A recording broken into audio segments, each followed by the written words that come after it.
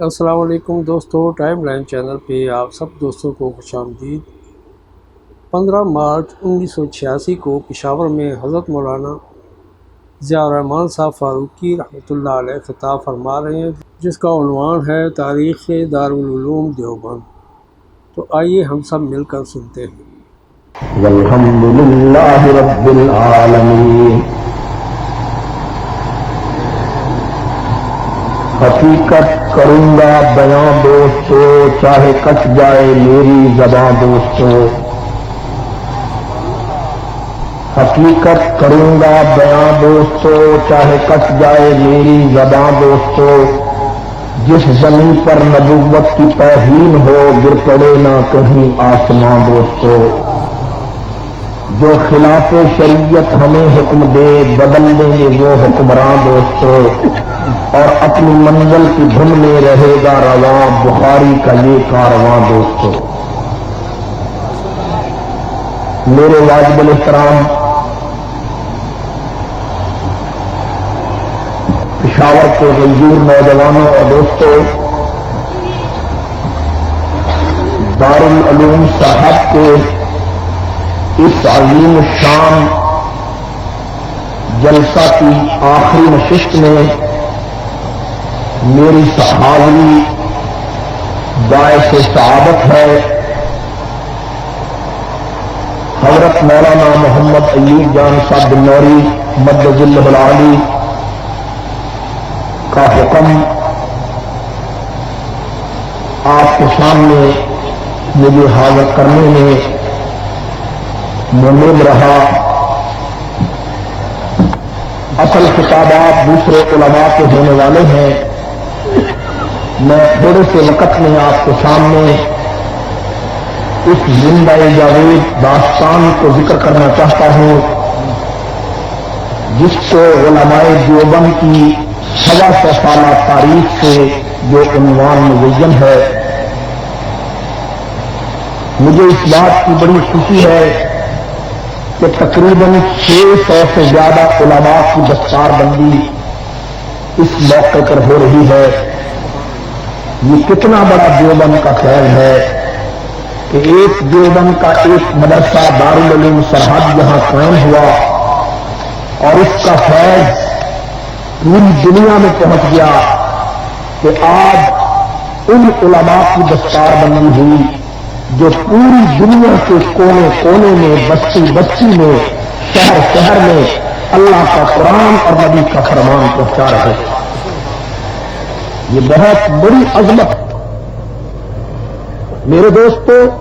اللہ تعالیٰ نے دین کی اس عظمت کے لیے، اللہ نے قرآن و حدیث کے فروغ کے لیے، اللہ نے دنیا کے ہر باطل کا مقابلہ کرنے کے لیے، اللہ نے ظلم و جبر کی کہانی کو مٹانے کے لیے، آمریت اور استبداد کے دروازوں کو توڑنے کے لیے اللہ نے انگریز جیسی جبروتی قوت کا سر جھکانے کے لیے، بددینی اور الحاد کے دروازے ختم کرنے کے لیے، بدماشی اور بے حیائی، منکرین ختم نبوت، منکرین حدیث، مخالفین صحابہ کا منہ بند کرنے کے لیے، اگر دنیا میں اس دور میں کسی جماعت کو منتخب کیا ہے تو وہ مولانا محمد قاسم نانوتوی کے فرزندوں کی جماعت ہے۔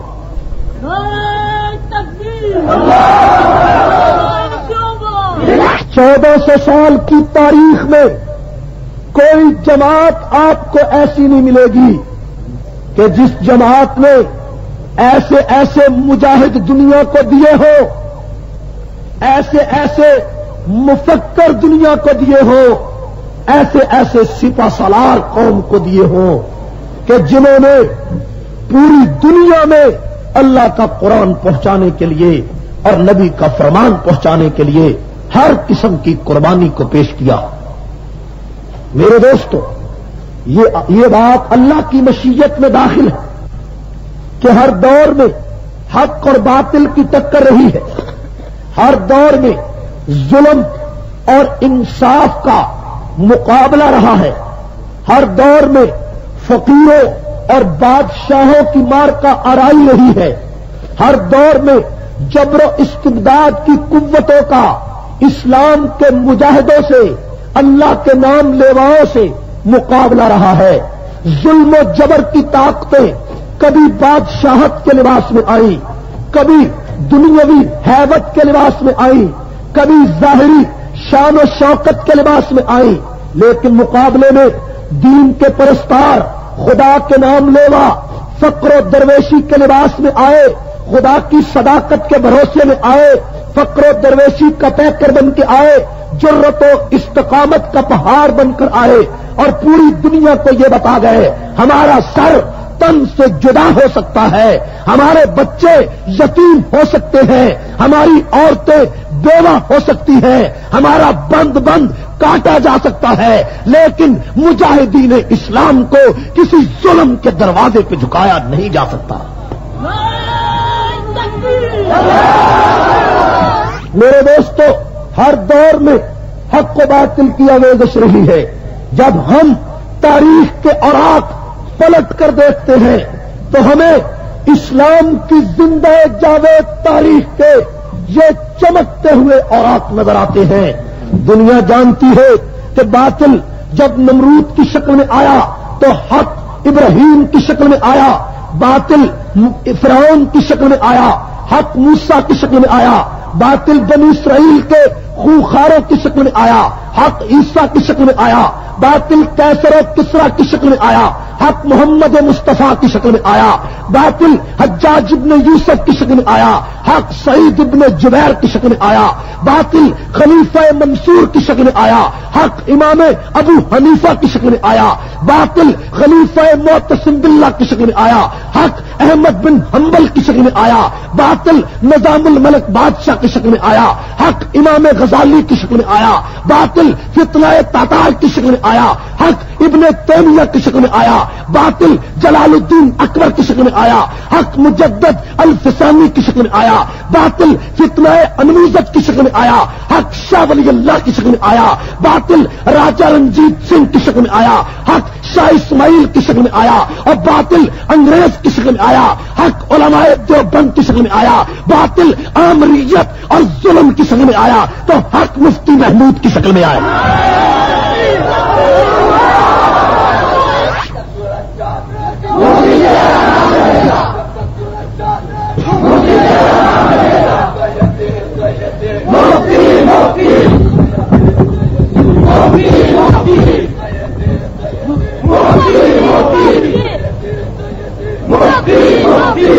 میرے دوستو، کوئی دور ایسا نہیں آیا جس میں ظلم کا مقابلہ کرنے کے لیے علماء میدان میں نہیں آئے.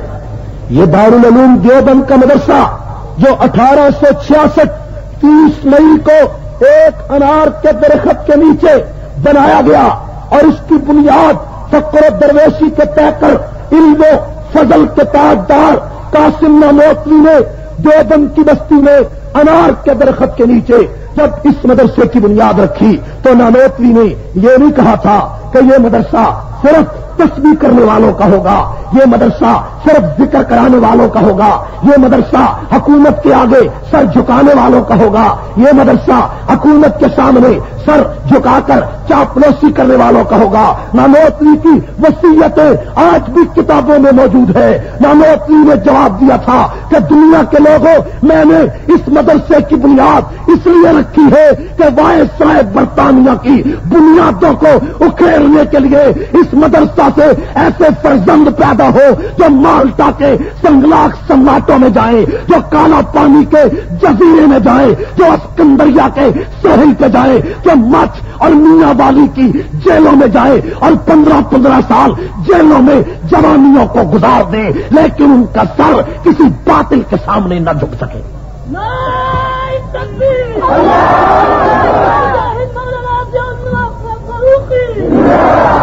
میرے دوستو،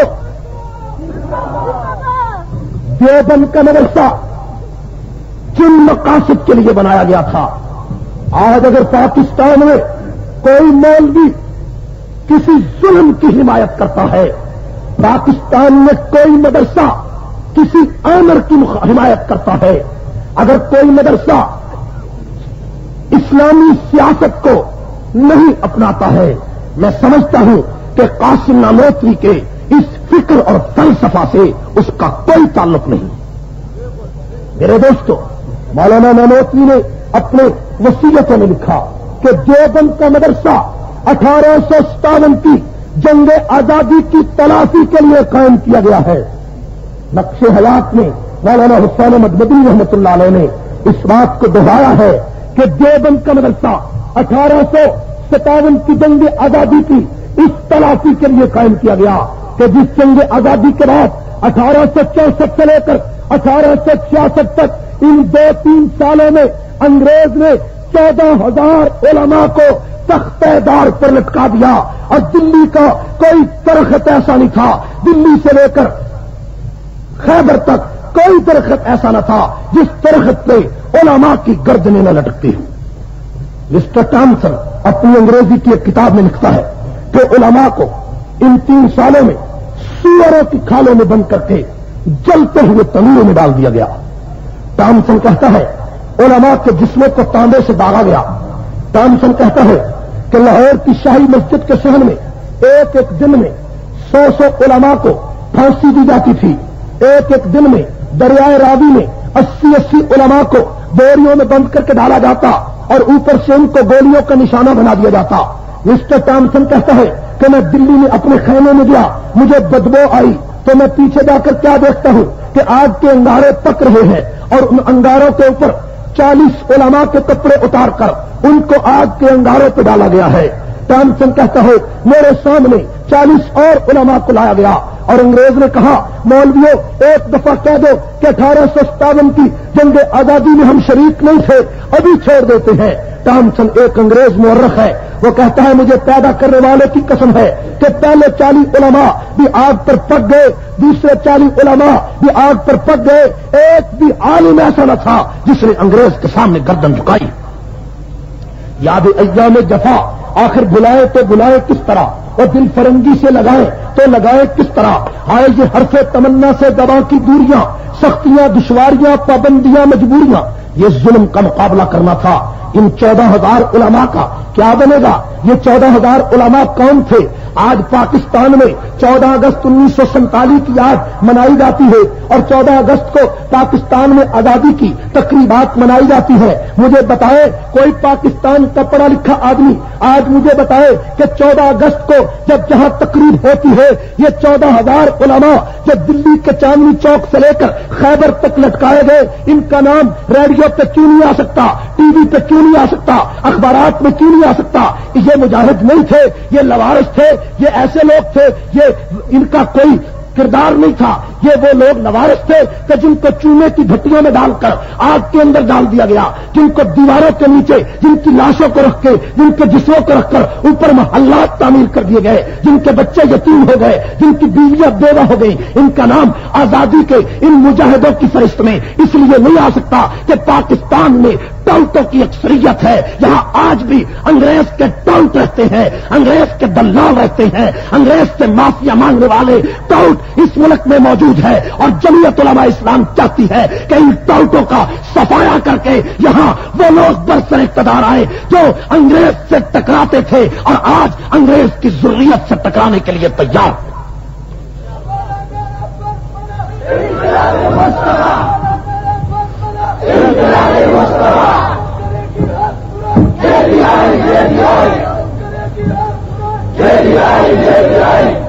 مولانا محمد قاسم نانوتوی رحمۃ اللہ تعالی علیہ دیوبند کا مدرسہ 1866 میں ان ہزاروں علماء کی شہادت کے بعد قائم کیا، اور جب مولانا نانوتوی رحمۃ اللہ علیہ نے اس مدرسے کی بنیاد رکھی، اس وقت ایک مدرسہ بھی ہندوستان میں موجود نہیں تھا، ایک مدرسہ بھی۔ اور میرے دوستو 1866 میں ایک جید عالم کو ٹامسن کہتا ہے سفید داڑھی والا بزرگ تھا، اس کو انگریز نے ایک توپ کے منہ کے آگے باندھ دیا، وہ مدرسے کا شیخ الحدیث تھا۔ توپ کا بٹن دبایا تو اس کا ذرہ ذرہ پوری فضا میں بکھر گیا، لیکن ظالم انگریز کو ترس نہیں آیا. اسی ظلم کا مقابلہ کرنے کے لیے قاسم نانوتوی نے دین کا مدرسہ بنایا تھا. اور جب وہ مدرسہ دیوبند میں قائم ہوا تو اس مدرسہ سے سب سے پہلا طالب علم شیخ الہند مولانا محمود الحسن پیدا ہوا. وہ عظیم شیخ الہند تھا، وہی قاسم نانوتوی جس نے مدرسہ بنایا، جس کے بارے میں شورش کاشمیری کہتا ہے شافع کون و مکان کی راہ دکھلاتا رہا، گمراہان شرک کو توحید سکھلاتا رہا، اور پرچم اسلام ابر درخشاں کے روپ میں بت قدوں کی چار دیواری پہ لہراتا رہا. اور وہ رشید احمد گنگوہی جس کے بارے میں شورش نے کہا اس زمین پر عصر حاضر کا فقیہ بے مثال سنت خیر الورا کے زمزمے گاتا رہا. وہ شیخ الہند جس کے بارے میں شورش نے کہا کہ گردش دورہ کی سنگینی سے ٹکراتا رہا اور مالٹا میں نغمہ مہر و وفا گاتا رہا. وہ شیخ الہند محمود الحسن میرے دوستو جو دیوبند کا سب سے پہلا طالب علم تھا، جو کھدر کے کپڑے پہنتا تھا لیکن ایسا مجاہد تھا جس نے 30 سال پیغمبر کی حدیث پڑھائی تھی، لیکن ہندوستان میں انگریز کی جڑوں کو کاٹنے کے لیے اس نے ریشمی رومال کی عالمگیر تحریک چلا کر وائسرائے برطانیہ کی بنیادوں کو ہلا دیا تھا. وہ مالٹا کی جیل میں 4 سال نظر بند رہا. اس کے شاگرد مولانا سید حسین احمد مدنی بھی ساتھ ہیں. اور جب دلی میں شیخ الہند کا انتقال ہو گیا اور ان کے جنازے کو دیوبند لایا گیا، مفتی انتظام اللہ شہابی اپنی کتاب علماء حق اور ان کی مظلومیت کی داستانیں کتاب میں لکھتے ہیں کہ شیخ الہند کا جنازہ جب ایک تختے پہ رکھا گیا اور کمر سے کپڑا ہٹایا گیا تو شیخ الہند کی کمر پر ہڈیوں کے سوا کوئی چیز نہیں تھی. لوگ ان کے جسم کو دیکھ کر رونے لگے. مولانا حسین احمد مدنی نے فرمایا کہ میرے استاد نے کہا تھا میری زندگی میں میرا راز فاش نہ کرنا. اصل بات یہ ہے کہ جب میرے استاد شیخ الہند کو اسکندریہ کی جیل میں رکھا گیا تو میرے استاد کو ایک تہ خانے میں انگریز لے جاتا اور اس کی کمر پہ لوہے کی گرم سلاخیں لگاتا اور انگریز کہتا مولوی محمود الحسن انگریز کے حق میں فتویٰ دے دے. لیکن جب شیخ الہند کو ہوش آتی شیخ الہند یہی کہتے کہ اے انگریز میں دلال کا وارث ہوں، میری چمڑی ادھر سکتی ہے، انگریز کے حق میں فتویٰ نہیں دے سکتا.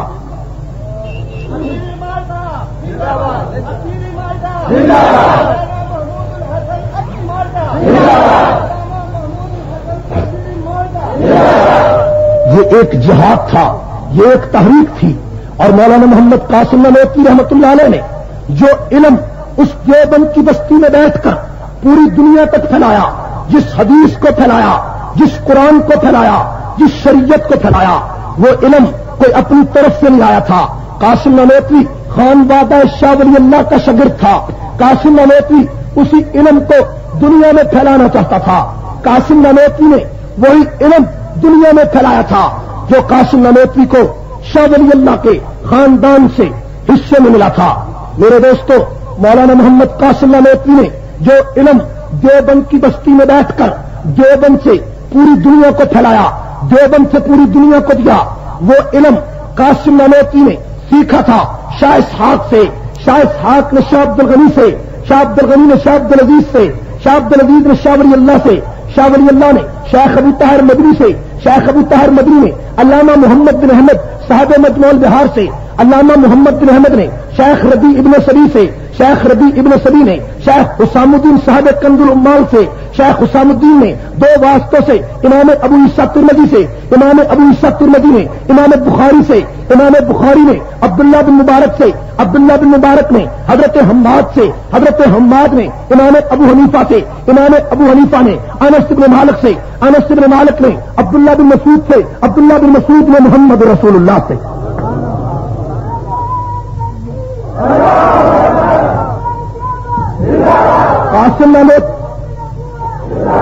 قاسم نانوتوی کا علم بھی مدینے سے آیا ہے. قاسم نانوتوی نے جس ولایت کا سبق اس دیوبند کی بستی سے پوری دنیا تک پہنچایا وہ سبق بھی قاسم نانوتوی نے حاجی امداد اللہ مہاجر مکی سے سیکھا تھا.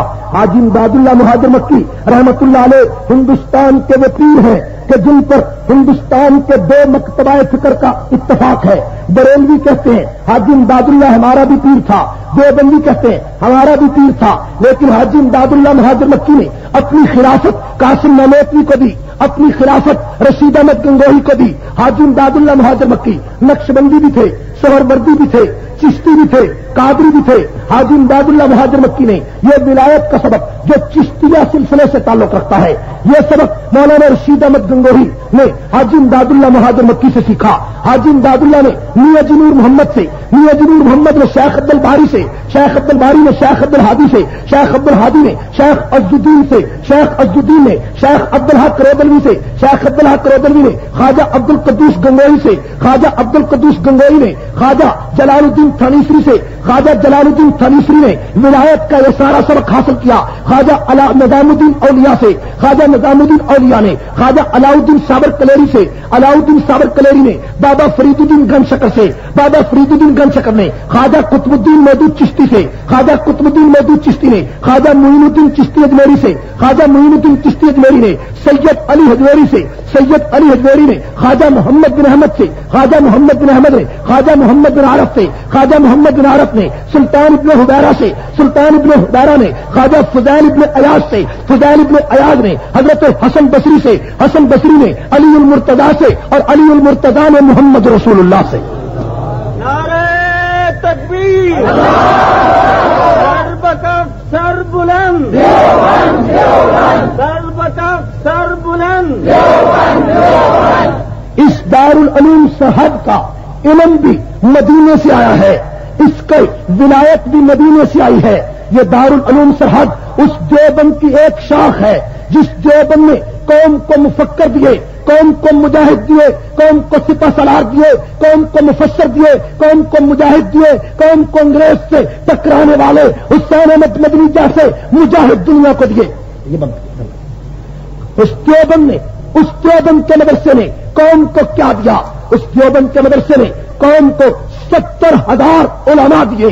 اس دیوبند کے مدرسے نے قوم کو 4,000 مدارس عربیہ دیے. اس دیوبند کے مدرسے نے اس قوم کو حبیب الرحمان مدیانوی دیا، شیخ الہند محمود الحسن دیا، حسین احمد مدنی دیا، مفتی کفایت اللہ دہلوی دیا، شبیر احمد عثمانی دیا، اس کو انور شاہ کشمیری دیا. اس دیوبند کے مدرسے نے وائسرائے برطانیہ کی بنیادوں میں آخری کیل ٹھوکنے والے وہ مجاہد دیے کہ جن کی کوششوں سے 1947 میں بر صغیر سے انگریز نکل جانے پر مجبور ہو گیا.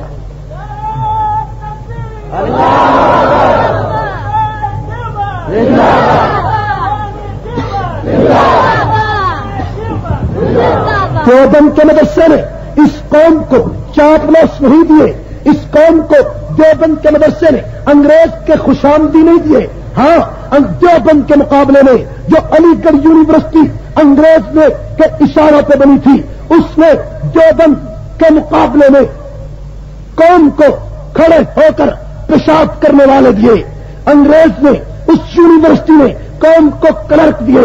اس یونیورسٹی نے انگریز کو سر اور بہادر کے لقب لینے والے دیے، انگریز کے خوشامدی دیے. لیکن جب اس علی گڑھ یونیورسٹی میں مولانا شیخ الہند محمود الحسن تشریف لائے تو اسی یونیورسٹی سے محمد علی جوہر پیدا ہوا، اسی یونیورسٹی سے شوکت علی پیدا ہوا، اسی یونیورسٹی سے ہندوستان تکبیر.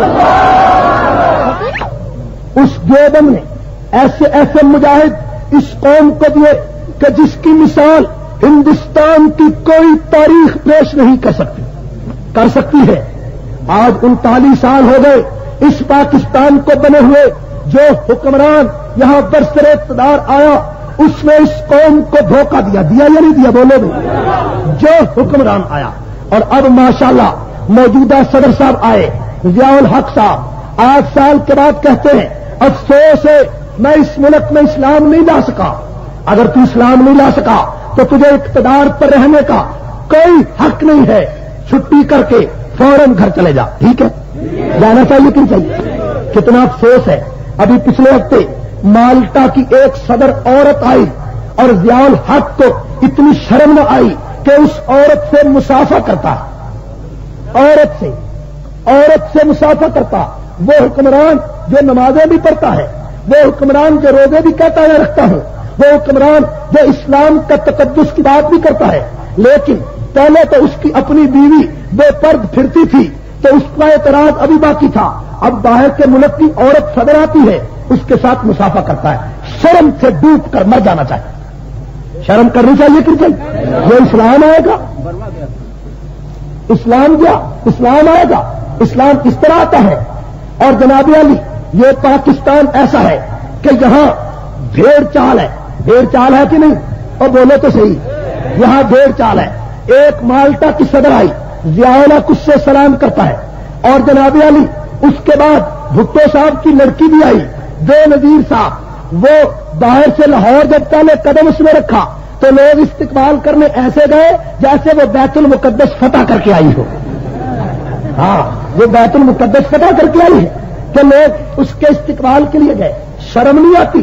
میں ان لوگوں پہ حیران ہوں جو ایک اس لڑکی کو اپنا قائد کہیں, اس لڑکی کو جس کے سر پہ دوپٹہ کوئی نہیں, اس لڑکی کو جو یورپ کے اندر زندگی کے دن گزار کے آئی ہے, اور جناب اس کی ابھی تک شادی نہیں ہوئی, اور وہ اس قوم کے ان مردوں کی لیڈر ہے جو اپنے آپ کو مرد کہتے ہیں. ہائے مردوں کے جب غیرت کا جنازہ نکل جائے, مردوں کے جب بازو ٹوٹ جائے, مردوں کی جب ٹانگیں ٹوٹ جائیں, تو پھر عورت میدان میں آتی ہے جو اس کو قائد مانے. پہلے اپنی مردانگی کو ختم کرے تب لڑکی کو اپنا قائد مانا. ٹھیک ہے یا نہیں؟ میں خراج تحسین پیش کرتا ہوں مولانا فضل الرحمان کو کہ جس نے MRD کی میٹنگ میں کہہ دیا تھا کہ لڑکی کی قیادت ہم قبول کرنے کے لیے تیار نہیں ہے.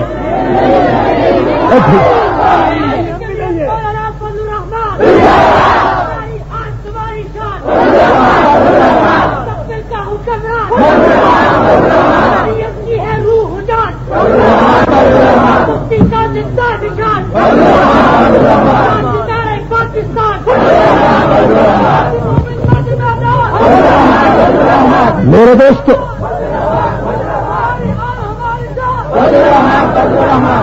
اور تمہاری غیرت کا جنازہ نکل گیا. کہنے لگے جی ہم تو ایک جھلک دیکھنے گئے تھے, 8 سال کے رکے ہوئے لوگ ہیں, اب ایک جھلک نہ دیکھنے جائے تو کیا کریں؟ اس وقت غیرت تمہاری ڈوب نہیں گئی جب نہ پنڈی کا ایک میجر عبد القیوم وہ جا کر دیوار پھلان کر اندر چلا گیا. تم کہتے ہو قاتلانہ حملہ کرنے آیا, وہ کہتا میں شادی کرنے آیا ہوں. وہ غیرت ڈوب نہیں گئی؟ بولو. تم کہتے ہو قاتلانہ حملہ کرنے آیا, وہ کہتا ہے وہ کہنا میں تو چنگی بڑی لگتی ہے, میں تو شادی کرنا ہے. ڈوب نہیں مر کے شرم نہیں آئی؟ کہتے جی یہ حکومت کی سازش. اچھا, کوئی آدمی کہے کہ میں اس سے شادی کرنا چاہتا ہوں, یہ سازش ہے حکومت. وہ اپنی جگہ سازشیں موجود ہیں. اور کراچی سے ایک نے کہا کہ میں بھی شادی کرنا چاہتا ہوں. ایک لوگوں نے غریب عوام کو جو آدمی جدھر مرضی لے جائے ہے جی. یہ جو اتنی بھیڑ چال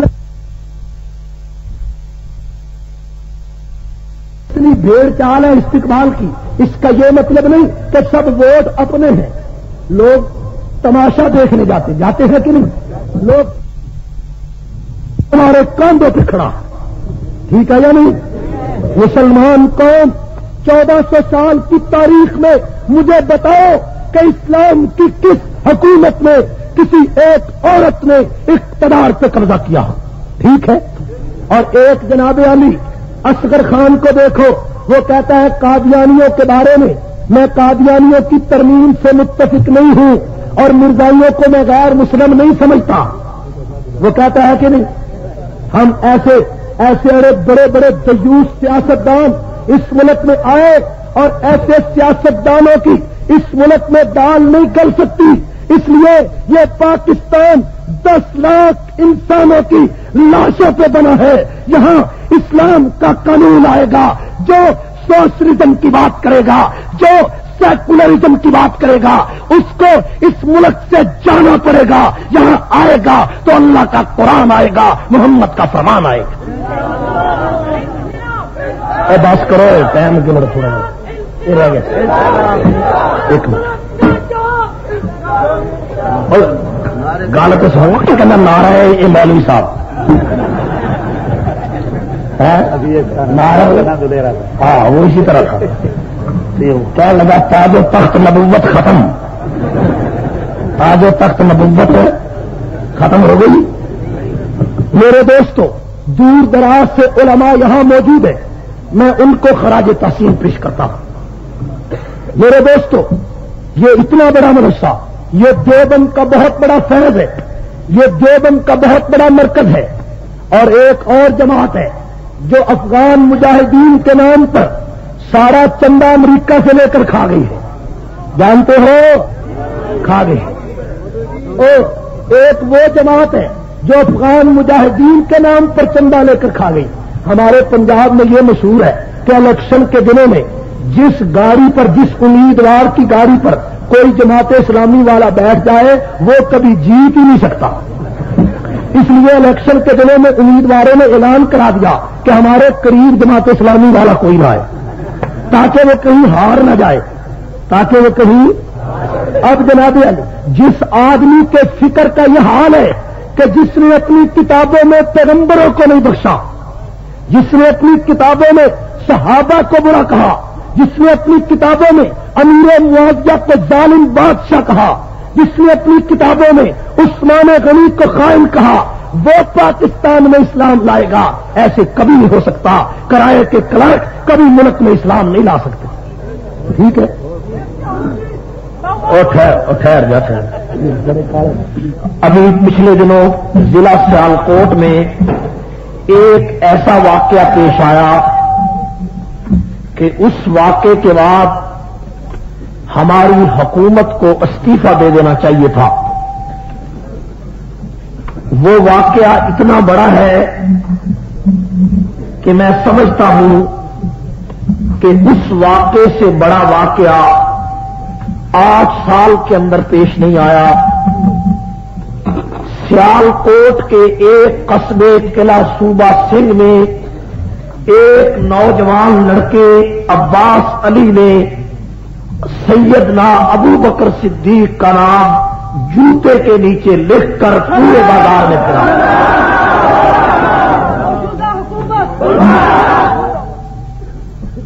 میں اس واقعہ کے چوتھے دن بعد ناروبار کے جلسے میں گیا۔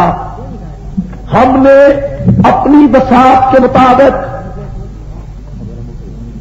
پورے ملک میں اس بات پر احتجاج کیا، لیکن کتنا افسوس ہے، کتنا دکھ ہے کہ یہ ملک جو اسلام کے نام پہ بنا تھا، اور یہ ملک جس کے اقتدار پہ آج ایک اسلام کے ٹھیکیداری کا دعویٰ کرنے والا 8 سال سے براجمان ہے، اور جو اپنی حکومت کو اسلام کی حکومت کہتا ہے اور اپنے آپ کو اسلام کا ٹھیکیدار کہتا ہے، اس کے دور حکومت میں اگر اس کے خلاف کوئی جلوس نکالے، اس کے خلاف کوئی جلسہ کرے تو اس کو 10 سال سزا، مارشل لا کے دور میں کوڑوں کی سزا۔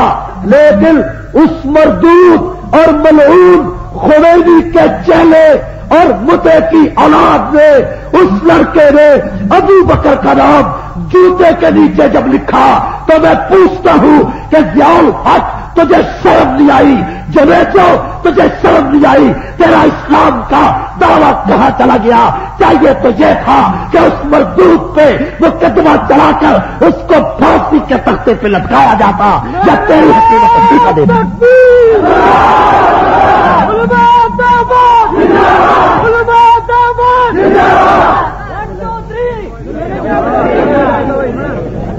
میرے دوستو، کتنا بڑا افسوس ہے، کتنا بڑا دکھ ہے کہ آج ابو بکر کا نام جوتے کے نیچے لکھنے والا وہ بھی اس دھرتی پہ موجود ہے۔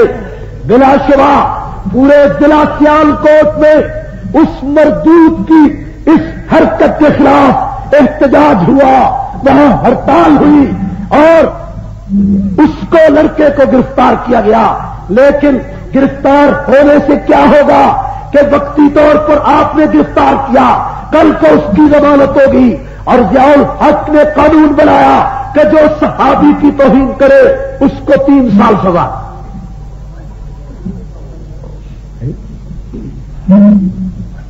سمجھیدہ رہیے جی، ہنسیے مت میرے دوستو۔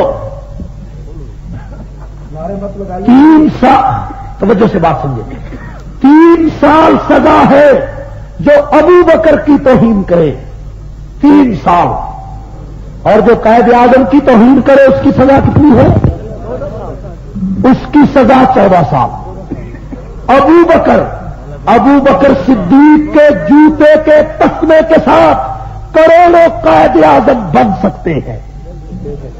اس ابو بکر کی توہین ہونے کے بعد آپ کو کوئی تکلیف پہنچی، پنجاب کے وزیر اعلیٰ کو، گورنر کو، ضیاء الحق کو کوئی تکلیف پہنچی، آپ کو صرف ایک کام میں مصروف ہے کہ مسلم لیگ کے مردہ گھوڑے میں ہوا بھرے، اور کوئی کام نہیں تمہارا۔ میں نے ناروال کے جلسے میں بھی کہا اور آج جہاں بھی کہتا ہوں، ہماری حکومت کا کوئی آدمی یہاں موجود ہے تو وہ سن لے، امن اطمینان سب کچھ بعد میں ہے، صرف امن نہیں بلکہ پاکستان بھی بعد میں، ہماری عزت بھی بعد میں، ہمارا وقار بھی بعد میں، امن بھی بعد میں۔ صدیق پہلے ہے، ابو بکر پہلے ہے، خلافت پہلے ہے، صحابہ کی عظمت پہلے ہے۔ اگر کوئی صحابی کی توہین کرے گا اس کے خلاف ہم بغاوت کریں گے، اس کی زبان گدی سے کھینچ کر کتوں کے آگے ڈالیں گے۔ پاکستان میں امن اگر نہیں رہتا نہ رہے، صدیق کی متا ہمارے ایمان کا حصہ ہے۔ صدیق باقی ہے تو قرآن باقی ہے، صدیق باقی ہے اسلام باقی ہے، صدیق باقی نہیں نہ پاکستان ہے نہ قرآن ہے۔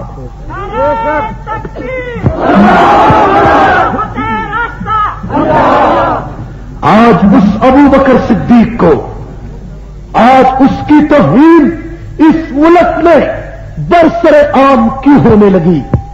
اس لیے کہ ضیاء الحق کی اس 8 سالہ حکومت کے دوران ایران کے گماشتے، ایران کا لٹریچر 7-7 لاکھ کی تعداد میں، ایران کا لٹریچر ہر مہینے اس پاکستان میں مفت تقسیم ہوتا ہے کہ نہیں؟ ایران کے سفارت خانوں سے پاکستان کی گلی گلی کوچوں میں، یہاں کے مدارس کے دفاتر میں، ہر محکمے میں ایران کی طرف سے اردو کا لٹریچر آتا۔ اور جناب ایک اتحاد یکجہتی، ایک پمفلٹ ملتان سے شائع ہوا 40,000 کی تعداد میں، اس میں لکھا ہے کہ جتنے نبی دنیا میں آئے تھے ہر پیغمبر اپنے مشن میں ناکام ہو گیا تھا، اور ایک امام مہدی آ کر کامیاب ہوگا، حتیٰ کہ حضور علیہ السلام بھی اپنے مشن میں ناکام ہو گئے۔ وہ 40,000 کا پمفلٹ اس ملک میں مفت تقسیم ہوا، اس کو کسی نے نہیں پوچھا۔ کوئٹہ کے واقعات پیش آئے، اس کو کسی نے نہیں پوچھا۔ اب اتنی جرت ہو گئی ہے کہ جناب ابو بکر کا نام جوتے کے نیچے لکھ کر وہ بازاروں میں پھرے، وہ زمین پہ چلتا پھرتا بھی نظر آئے، اور تیرے قانون کو کوئی حرکت نہ ہو، تجھے ہماری پوری حکومت کو شرم سے ڈوب کر بچ جانا چاہیے۔ میرے دوستو، ایک بات سمجھنے سے تعلق رکھتی ہے، ہمیں اس بات کا دکھ ہے، ہمیں اس بات کا افسوس ہے، ہم اس بات کو افسوس کے نقطہ نظر سے دیکھتے ہیں کہ جناب ہم جانتے ہیں کہ اس حکومت کے اندر صدیق اکبر کو ماننے والے موجود ہیں، لیکن اس کے باوجود توہین ہو اور اس کے لیے کوئی سزا نہ ہو، یہ کتنا بڑا افسوس ہے۔ افسوس ہے یا نہیں؟ میرے دوستوں، ہم اس صدیق اکبر کی بات کرتے ہیں کہ جس ابو بکر صدیق کے بارے میں حضور علیہ السلام نے وفات کے وقت فرمایا، مرو با بکر فلیصلی بالناس، عائشہ ابو بکر کو بلا، وہ آ کر میرے مصلی پہ نماز پڑھائے۔ عائشہ صدیقہ نے جواب دیا، ان ابانی قد سقیم، یا رسول اللہ میرے باپ بیمار ہیں، آپ عمر کو کہہ دو کہ عمر نماز پڑھائیں۔ حضور نے فرمایا کہ عائشہ ابو بکر کو بلا، وہی آ کر میرے مصلی پہ نماز پڑھائے۔ عائشہ صدیقہ نے پھر فرمایا کہ میرے والد بیمار ہیں، آپ عمر کو کہہ دو کہ وہ نماز پڑھائیں۔ تو حضرت عائشہ نے تیسری مرتبہ پھر فرمایا تو حضور نے جواب دیا، فرمایا یا اب اللہ اللہ ابا بکر، اے عائشہ میں کیا کروں، میرا خدا ایک ابو بکر کے علاوہ اور کسی کو میرے مصلی پہ کھڑا کرنے کے لیے راضی نہیں ہوتا۔ چنانچہ حضور کی زندگی میں صدیق اکبر نے حضور کے مصلی پہ صدیق اکبر نے 17 نمازیں پڑھائیں، 15 نمازیں طرح طرح صدیق اکبر نے نبی کے مصلی پہ پڑھائیں، اور 15 نمازوں کے بعد 2 نمازیں ایسی تھی کہ جس میں ابو بکر صدیق جمع مصلی رسول پہ کھڑے ہیں، حضور پیچھے تشریف لائے، حضور نے ابو بکر کے پیچھے نیت باندھی، صدیق کو پیغمبر کا آنا محسوس ہوا، صدیق اپنے مصلی سے پیچھے ہٹتا ہے، پیغمبر اپنے ہاتھوں سے صدیق کو آگے کرتے ہیں، بالآخر حضور ابو بکر کے مصلی پر جا کر بیٹھ گئے اور ابو بکر اپنے مصلی کے پچھلی طرف کھڑے ہو گئے۔ پیغمبر نے یہ 2 نمازیں بیٹھ کر صدیق کو پڑھائیں اور صدیق نے کھڑے ہو کر پوری امت کو پڑھائی۔ صدیق وہ پیغمبر کا جانشین ہے۔ میرے دوستو، سب سے بڑی بات انسان کی جان ہوتی ہے، انسان کی اولاد ہوتی ہے، انسان کا مال ہوتا ہے۔ ابو بکر نے میرے اپنے نبی کے لیے اولاد بھی قربان کی، مال بھی قربان کر دیا۔ غزوہ تبوک میں عمر فاروق نے آدھا سامان دیا، ایک آدمی نے ایک صحابی نے ساری رات مزدوری کر کے 2 سر چھوارے صبح کو دے دیے، اور ایک عورت نے سر کے بال اتار کر پیغمبر کے قدموں میں ڈال دیے، ایک عورت نے 3 مہینے کا بچہ میرے نبی کے قدموں میں ڈال دیا۔ حضور نے فرمایا بہن اس بچے کو کیا کروں گا؟ تو رو کر کہتی ہے اے پیغمبر اگر میرا کوئی جوان بیٹا ہوتا آج اس کو میں تیرے قدموں پہ ڈال دیتی، جوان بیٹا کوئی نہیں، اس بچے کو لے جانا کہ دشمن کے مقابلے میں دشمن کی طرف سے تیر آئے گا، میرے اس بچے کو وہ صحابی سپاہی ڈھال کے طور پر استعمال کرے، دشمن کا تیر اس بچے کے حلق سے گزر جائے گا، بچے کے ٹکڑے ٹکڑے ہو جائیں گے، کل قیامت کے دن خدا پوچھے گا کیا لائی ہے تو میں کہوں گی اے اللہ تیرے پیغمبر کے نام پہ اپنے بچے کے ٹکڑے کرا کے لائی۔ یہ عشق تھا اس جنگ میں، اسی لڑائی میں۔ یہ غزوہ تبوک ہے جس میں 30,000 صحابہ کا مقابلہ 2.5 لاکھ رومیوں کے ساتھ تھا۔ 30,000 صحابہ کا مقابلہ 2.5 لاکھ رومیوں سے تھا۔ میرے دوستوں سب نے اپنی اپنی بساط کے مطابق سامان دیا، لیکن صدیق اکبر نے گھر کا سارا سامان حضور علیہ السلام کے لیے قربان کر دیا۔ حضور نے پوچھا ابو بکر کیا لایا ہے؟ ابو بکر نے فرمایا اللہ اور اس کے رسول کے نام کے سوا اے پیغمبر میں سب کچھ لے کے آ گیا ہوں۔ حضرت عائشہ کہتی ہے کہ سارا سامان تو دے دیا، میں نے یہ واقعہ یہاں تک بیان نہیں کرنا، ایک ایسی بات جو عام طور پر ہمارے سامنے نہیں آتی وہ توجہ سے سماعت فرمائے۔ شاہ عبدالعزیز محدث دہلوی نے لکھا کہ جب ابو بکر نے گھر کا سارا سامان دے دیا، عائشہ کہتی ہے کہ میرے والد گھر کی دیواروں کے ساتھ اس طرح ہاتھ پھیر رہے تھے، میں نے پوچھا ابا جان کیا کرتے ہو؟ فرمایا بیٹی میں نے پیغمبر کے لیے سب کچھ تو لٹا دیا، ایک کپڑا سینے والی سوئی میرے گھر میں رہ گئی، میں چاہتا ہوں وہ سوئی بھی ابو بکر کے گھر نہ رہ جائے، مجھے وہ سوئی ملے تو وہ بھی پیغمبر کے دفاعی فنڈ میں دے دوں تاکہ کسی فوجی کے کپڑا سینے کے کام آ جائے۔ عائشہ صدیقہ کہتی ہے کہ میرے پیغمبر صلی اللہ علیہ وسلم کہ نے جب آخری مرتبہ اپیل فرمائی تو سوئی دینے کے بعد بھی میرے والد کو خیال آیا ابو بکر گھر میں تشریف لائے ہیں، اپنے کپڑوں کو دیکھا، آئے فرماتے ہیں بیٹی دیکھو میرے نبی کو پیسوں کی ضرورت ہے اور میں نے کتنا مہنگا کپڑا پہنا ہوا ہے۔ عائشہ کہتی ہے کہ میرے والد نے اچھے کپڑے مدینہ کے بازار میں فروخت کرنے کا ارادہ کر لیا اور صبح کو ابو بکر مدینہ کے بازار میں گئے اور اچھے کپڑے اتار کر مدینہ کے بازار میں بیچ دیے اور وہاں سے ٹاٹ کا لباس خریدا، ٹاٹ کا لباس پہن لیا اور جو پیسے بچے، جو پیسے اچھے کپڑوں کو ملے وہ پیسے لا کر بھی رسول اللہ کے قدموں میں ڈال دیے، خود ٹاٹ کا لباس پہنا ہے۔ میرے دوستو عائشہ کہتی ہے تھوڑی دیر گزری ہے، ابو بکر ٹاٹ کا لباس پہن کے جب نبی کے دروازے پہ آیا تو پیسے بھی لا کر دے دیے۔ حضور نے دیکھا کہ سامنے دروازے پہ مسجد نبی کے دروازے پہ جبرائیل امین کھڑا ہے، حضور نے غور کیا تو جبرائیل امین بھی ٹاٹ کا لباس پہن کے کھڑا۔ عائشہ کہتی ہے کہ رسول اللہ صلی اللہ علیہ وسلم نے سوال کیا، فرمایا جبریل تو کیسے آیا ہے؟ جبریل نے کہا اے اللہ کے نبی، جب تیرے عشق میں، جب تیری محبت میں، جب تیرے پیار میں، جب تیرے الفت میں ابو بکر نے مدینہ کے بازار میں، مدینہ کی گلیوں میں اپنے کپڑے اتار کر ٹاٹ کا لباس پہنا تو خدا کی رحمت کو جوش آیا۔ فرمایا جبریل جا، آج صدیق نے اس کے نبوی کا ایسا حق ادا کیا ہے کہ آج جبریل تو بھی 70,000 فرشتوں کو ٹاٹ کا لباس پہنا کر مدینے کی گلیوں میں لے جا، اور میرے پیغمبر کو مبارک دے کہ جب تک تیری امت میں ابو بکر جیسے عاشق موجود ہیں، دنیا کی کوئی طاقت تجھے شکست نہیں دے سکتی۔ یہ صدیق کا عشق تھا، اسی لیے خواجہ بن محمد مجذوب کو یہ کہنا پڑا کہ صحابہ پاک مصطفیٰ کو حق نے کیا جگر دیا، ہر قوم بے دھڑک، سب نے مال و زر دیا، اور کسی نے سلسلہ دیا، کسی نے نصف گھر دیا، مگر عائشہ کے باپ نے اور دیا تو اس قدر دیا، خدا کے نام کے سوا جو کچھ تھا لا کے گھر دیا۔ یہ نبی سے عشق تھا، کہو یہ کس سے عشق تھا؟ ابو بکر صدیق اسلام کا وہ پہلا خلیفہ ہے۔ حضرت عمر فاروق رضی اللہ تعالیٰ عنہ فرماتے ہیں کہ حضور کی زندگی میں نے خیال کیا تھا کہ کسی کام میں ابو بکر سے بڑھ جاؤں، لیکن میں نہیں بڑھ سکا۔ تو جب صدیق کی خلافت کا زمانہ آیا، ابو بکر خلیفہ رسول بنے، تو میں نے سوچا کہ ابو بکر تو بڑے مصروف ہو گئے ہیں، اب میں کوئی کام تو ایسا کر جاؤں کہ ابو بکر سے بڑھ جاؤں۔ عمر کہتے ہیں کہ مدینہ منورہ کے 1 میل کے فاصلے پر ایک بوڑھی عورت رہتی تھی 80 سال کی، نابینی صحابیہ ہے۔ میں نے سوچا کہ ابو بکر کو تو اس عورت کا پتہ نہیں، میں اس عورت کی خدمت کر کے اس کام میں ابو بکر سے بڑھ جاؤں گا۔ فاروق اعظم کہتے ہیں کہ میں صبح کے وقت فجر کی نماز کے بعد اس بوڑھی عورت کی کٹیا میں چلا گیا۔ بوڑھی عورت کی کٹیا میں جا کر کہا اماں میں تیری خدمت کرنا چاہتا ہوں۔ اماں کو سلام کیا، اس نے کہا بیٹا عمر کیا خدمت کرے گا؟ تو عمر نے کہا اماں میں تیرے جھونپڑے کی روزانہ صفائی کیا کروں گا، تیرے لیے پانی بھر دیا کروں گا۔ تو بوڑھی عورت نے کہا بیٹا تھوڑی سی دیر گزری ہے، ایک آدمی آیا تھا، وہ پانی بھی بھر گیا ہے، صفائی بھی کر گیا۔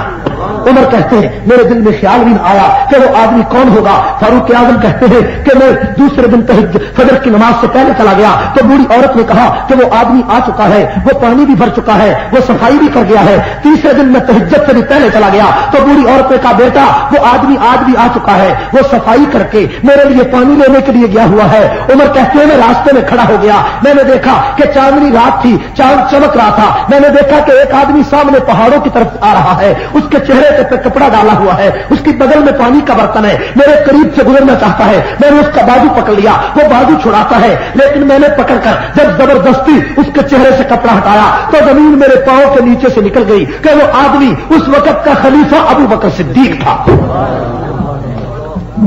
ابو بکر اسلام کی تاریخ کا وہ درخشندہ ستارہ ہے کہ جس کی وفات کا وقت آیا تو ابو بکر نے فرمایا اپنے بیٹے سے بیٹا عبد الرحمان میں دنیا سے جا رہا ہوں، میرے جانے کے بعد میں جب فوت ہو جاؤں تو مجھے کھٹر کے انہی کپڑوں میں کفن دے دینا، انہی کپڑوں میں مجھے دفن کر دینا۔ بیٹے عبد الرحمان نے کہا کہ ابا جان یہودی کیا کہیں گے، عیسائی کیا کہیں گے کہ مسلمانوں کے خلیفہ کو اچھا کپڑا بھی نہ ملا، مسلمانوں کے خلیفہ کو اچھا کفن بھی نہ ملا۔ تو ابو بکر نے جواب دیا بیٹا میرا گزارا کھٹر کے انہی کپڑوں میں ہو جائے گا، اچھا کپڑا مدینہ کی کسی بیوہ کے کام آ جائے گا۔ ابو بکر سے بڑا کوئی اسلامی خلافت کو سمجھنے والا کون تھا؟ ابو بکر صدیق نے خلافت راستہ کی بنیادوں میں وہ اپنے خون سے بنیادوں کو سینچا ہے۔ میرے دوستو ابو بکر صدیق 2 سال 3 مہینے 10 دن تک 11 لاکھ مربع میل زمین پر خلیفہ رہے۔ یہ آپ کا پاکستان 3.25 لاکھ مربع میل زمین پر آباد ہے، 3.25 لاکھ کا یہ پاکستان ہے، لیکن صدیق اکبر کی خلافت 11 لاکھ مربع میل زمین پر 2 سال 3 مہینے 10 دن تک رہی۔ عمر فاروق کا دور آیا تو انہوں نے 10 سال 6 مہینے 10 دن تک 22.5 لاکھ مربع میل زمین پہ اسلامی خلافت قائم کی۔ عثمان غنی کا دور آیا تو انہوں نے 12 دن کم 12 سال تک 44 لاکھ مربع میل زمین پہ اسلامی خلافت قائم کی۔ حضرت علی کا دور آیا تو انہوں نے 5.5 سال تک 22.5 لاکھ مربع میل زمین پہ اسلامی اسلامی خلافت قائم کی. حضرت حسن کا دور آیا تو انہوں نے 6 مہینے تک 22.5 لاکھ مربع میل زمین تک اسلامی خلافت قائم کی. اور اس کے بعد جب حضرت حسن اور حسین نے مقام سکن پہ ملک کے شام میں امیر معاویہ کے ہاتھ پر بیعت کی تو امیر معاویہ نے تنہا 19 سال تک 64,65,000 مربع میل زمین پہ اسلامی خلافت کا پرچم لہرایا. میرے دوستو، یہ خلافت راستہ ہے، یہ خلافت کی وہ درخشیدہ نشانیاں ہیں. آج اگر پاکستان خلافت راستہ کے قانون سے، خلافت راستہ سے ریزہ چینی کرے، خلافت راستہ سے قانون حاصل کرے تو آج کا پاکستان پوری دنیا پہ حکومت کر سکتا ہے. میرے دوستو، ابو بکر کے دور سے، عمر کے دور سے، وہ عمر کہ جس کے دربار میں میرے دوستو بڑے بڑے بادشاہ آ کر سر جھکایا کرتے تھے، وہ عمر جس کے عدل کی مثالیں دنیا میں قائم تھیں، وہ عمر کہ جس عمر کے عدالت کی کہانیاں آج کافر بھی بیان کرتے ہیں اور اس پہ رشک کرتے ہیں. آج پاکستان میں اگر اسلام کا قانون لانا ہے تو ہماری حکومت کو چاہیے کہ ابو بکر صدیق سے لے کر امیر معاویہ تک ہر خلیفہ راشد کے دور سے ریزہ چینی حاصل کرے، ریزہ چینی کرے، ہر محکمے میں خلافت راستہ کی طرف کا قانون بنائے. اس کے بغیر اس ملک میں اسلام کبھی نہیں آ سکتا. بات کی کریں ابو بکر صدیق رضی اللہ تعالیٰ عنہ 22 جمادی الثانی کو دنیا سے گئے. 22 جمادی الثانی اسلامی خلافت کا تاجدار اول، پوری امت مسلمہ کا امام ابو بکر 22 جمادی الثانی کو صدیق اکبر کا یوم وفات ہے. ہماری حکومت کو چاہیے کہ صدیق اکبر کے یوم وفات پر سرکاری چھٹی کا اعلان کرے. ٹھیک ہے نا بھائی، یہ معقول بات ہے نا. حضرت سیدنا حسین رضی اللہ تعالیٰ عنہ کی شہادت 10 محرم کو ہوئی. 10 محرم کو چھٹی کی بجائے 9 کو بھی حکومت نے چھٹی کی. بالکل ٹھیک ہے، حسین سنیوں کا امام ہے، حسین سنیوں کا پیشوا ہے.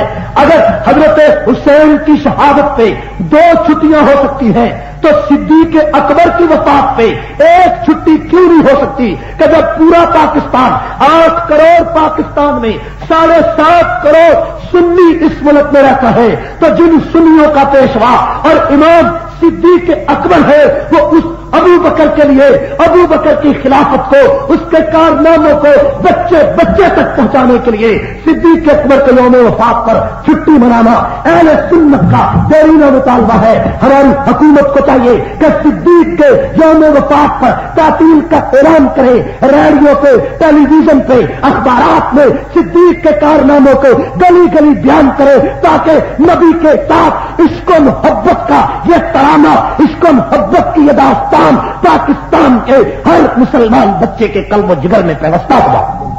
بات ٹھیک ہے نا. ایک آدمی کہنے لگا کہ صدیق اکبر رضی اللہ تعالیٰ عنہ نے پیغمبر کا ساتھ دیا، اتفاق ہو سکتا ہے. میں نے کہا دیکھو، توجہ کرو، ابو بکر نے تو نبی کا ساتھ جبرائیل امین سے بھی زیادہ دیا. جبرائیل امین سے بھی. دیکھو، ابو بکر نبی کا ساتھی تھا، جبریل بھی نبی کا ساتھی تھا. اسلام کی تاریخ میں 2 راتیں ہیں، ایک معراج کی رات ہے، ایک ہجرت کی رات ہے. معراج کی رات پیغمبر نے عرش کا سفر کیا اور ہجرت کی رات نبی نے مدینے کا سفر کیا. معراج کی رات جبریل نبی کا ساتھی بنا لیکن عرش پہ جا کر نبی کا ساتھ چھوڑ گیا. لیکن ہجرت کی رات جب ابو بکر نبی کا ساتھی بنا تو ابو بکر ایسا ساتھی بنا کہ جس نے نبی کا ساتھ نہیں چھوڑا. اور میرے دوستو، ابو بکر مکے کی گلیوں میں نبی کا ساتھی تھا، ابو بکر مکے کے پہاڑوں پہ نبی کا ساتھی ہے، ابو بکر غار میں نبی کا ساتھی ہے، ابو بکر ام معبد کے خیمے میں نبی کا ساتھی ہے، ابو بکر مدینہ کے سفر میں نبی کا ساتھی ہے، ابو بکر مسجد قباء میں نبی کا ساتھی ہے، ابو بکر مدینہ کی گلیوں میں نبی کا ساتھی ہے، ابو بکر 27 جنگوں میں نبی کا ساتھی ہے اور 1400 سال ہو گئے ابو بکر آج بھی محمد کا ساتھی ہے. ابو بکر کی پیغمبر سے رفاقت کبھی ختم نہیں ہوئی. میں نے کہا باتیں ساری ٹھیک ہیں، ساری باتوں کو تم اتفاق کہہ سکتے ہو میرے دوستو، لیکن اس بات کو اتفاق کیسے کہو گے؟ اس بات کو اتفاق دنیا میں کوئی نہیں کہہ سکتا. یہ تو عشق و محبت کا یہ راز ہے، عشق و محبت کی یہ داستان ہے کہ ابو بکر صدیق کا اہل بیت سے گہرا تعلق تھا. اہل بیت سے گہرا تعلق تھا. یعنی ذرا توجہ سے میری ایک بات دین رکھیں.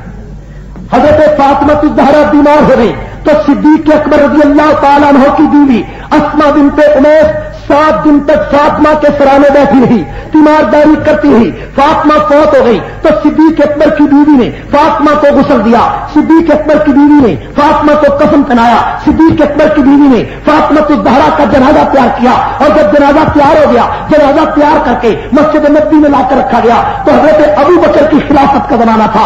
ابو بکر نے فرمایا علی یہ فاطمہ آپ کی بیوی ہے، نبی کی بیٹی ہے، اس کا جنازہ آپ پڑھائیں. تو علی نے جواب دیا، یہ ترمذی شریف کی روایت ہے، علی نے فرمایا کہ اے امیر المومنین ابو بکر میں نے حضور سے سنا ہے، حضور نے فرمایا لا ينبغي لقوم فيهم ابا بکر ان انهم غیرہ، کہ جس قوم میں ابو بکر موجود ہو کسی اور کے لیے جائز نہیں کہ مصلی پہ کھڑا ہو. چنانچہ حضرت علی کے اس ارشاد کے بعد حضرت ابو بکر صدیق نے فاطمہ الزہرا کی نماز جنازہ پڑھائی. ابو بکر صدیق کی بیوی فاطمہ کو غسل دے، ابو بکر صدیق خود فاطمہ کا جنازہ پڑھائے. اس سے زیادہ اہل بیت کے ساتھ پیغمبر کے خلفاء کی محبت کی اور کیا دلیل ہو سکتی ہے؟ میرے دوستو یہ بھی کوئی یہ اتفاق کی بات ہے نہیں، یہ عشق و محبت کا راز ہے. ذرا توجہ سے بات سمجھے کہ حضور علیہ السلام کی عمر 63 سال ہے. حضور کی عمر کتنی ہے؟ ابو بکر کی عمر بھی 63 سال ہے. حضور کی وفات دوپہر، حضور کی وفات 12 ربیع الاول کو، ابو بکر کی وفات بھی 12 ربیع الاول کو. حضور کی وفات سوموار کے دن، ابو بکر کی وفات بھی سوموار کے دن. حضور علیہ السلام کی وفات دوپہر کے 11 بجے، ابو بکر کی وفات بھی دوپہر کے 11 بجے.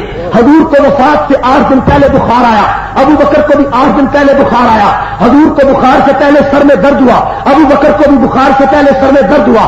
حضور علیہ السلام کو بخار 8 دن رہا، صدیق کو بخار بھی 8 دن رہا. حضور کو بخار وفات سے 2 سال پہلے ایک یہودیہ لڑکی نے زہر دیا، ابو بکر کو بھی 2 سال پہلے ایک یہودیہ لڑکی نے زہر دیا. حضور کو زہر بھی کھانے میں دیا گیا، ابو بکر کو زہر بھی کھانے میں دیا گیا. حضور کو زہر بھی گوشت میں دیا گیا، ابو بکر کو زہر بھی گوشت میں دیا گیا. حضور کے زہر نے بھی 2 سال کے بعد اثر کیا، ابو بکر کے زہر نے بھی 2 سال کے بعد اثر کیا. حضور کو بھی شہادت خفی ملی، ابو بکر کو بھی شہادت خفی ملی. اور تو اور حضور کے داماد عثمان غنی اشرا مبشرہ میں، ابو بکر کے داماد حضرت زبیر یہ بھی اشرا مبشرہ میں. حضور علیہ الصلوۃ والسلام کے نواسے حضرت حسین شہید ہوئے، ابو بکر کے نواسے عبداللہ بن زبیر بھی شہید ہوئے. حضور کے نواسے حسین کا سر کاٹا گیا، ابو بکر کے نواسے ابن زبیر کا بھی سر کاٹا گیا. حضور کے نواسے کو خلافت کے مسئلے پہ شہید کیا گیا، ابو بکر کے نواسے کو بھی خلافت کے مسئلے پہ شہید کیا گیا. حضور کے نواسے کو بےدردی سے ذبح کیا گیا، ابو بکر کے نواسے کو بھی بےدردی سے ذبح کیا گیا.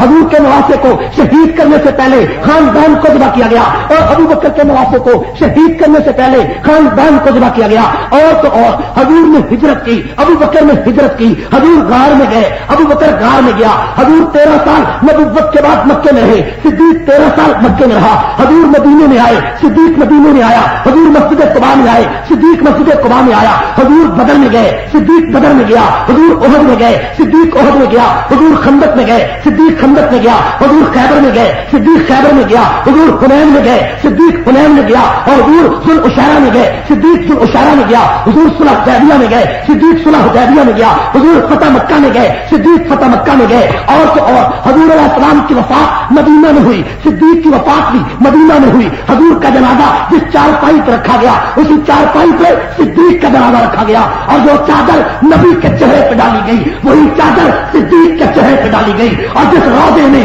پیغمبر کی قبر بنی اسی روضے میں صدیق اکبر کی قبر بنی.